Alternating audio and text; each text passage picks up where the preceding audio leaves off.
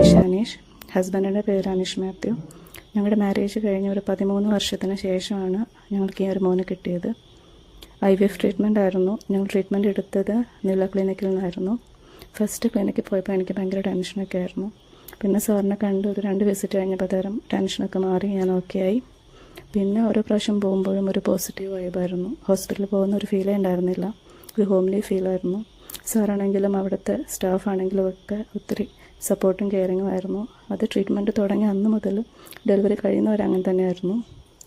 പിന്നെ എനിക്ക് ഏജ് 42 ആണ്. അപ്പോൾ ഈ ഒരു ഏജിൽ പ്രഗ്നൻ്റ് ആയപ്പോൾ പാരൻസിനൊക്കെ ഭയങ്കര ടെൻഷനായിരുന്നു. പക്ഷേ ഈ ഒരു ഏജിലും എനിക്കൊരു ഹെൽത്തി ബേബീനെ കിട്ടി. അത് നീളയിലെ ട്രീറ്റ്മെൻറ്റ് കൊണ്ട് തന്നെയാണ്. കാരണം പ്രഗ്നൻ്റ് ആയ അന്ന് മുതൽ ബേബിയുടെ ഗ്രോത്ത് ഭയങ്കര ക്ലോസ് ആയിട്ട് മോണിറ്റർ ചെയ്തുകൊണ്ടിരിക്കുമായിരുന്നു. എന്തായാലും ഇപ്പം ഞങ്ങൾ എല്ലാവരും ഭയങ്കര ഹാപ്പിയാണ്. അതിന് എല്ലാവരോടും നീളയിലെ സാറ്, മാഡം, പിന്നെ അവിടുത്തെ സ്റ്റാഫ് എല്ലാവരോടും ഒരുപാട് താങ്ക്സ്.